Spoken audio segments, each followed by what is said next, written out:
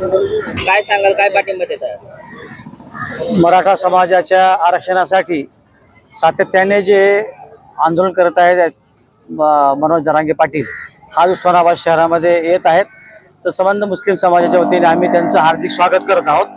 आणि या ठिकाणी ज्यांची सर्व धर्म समभावाची पार्श्वभूमी असलेले हजरत ख्वाजा शमशुद्दीन गाझी रहमतुल्लाह अलैह यांच्या दर्ग्याला ते भेट देऊन यांचा आशीर्वाद घेत आहेत। आम्ही या ठिकाणी त्यांचा यथोचित सत्कार करत आहोत।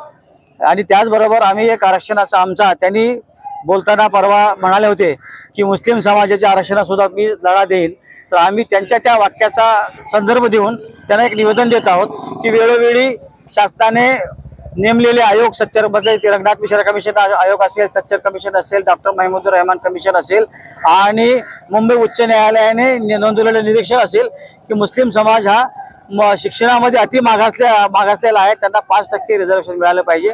अशा प्रकारची मागणी असताना सर्व पक्षाचे नेते हे गांभीर्याने मुस्लिम समाजाच्या आरक्षणाकडे पाहत नाहीत।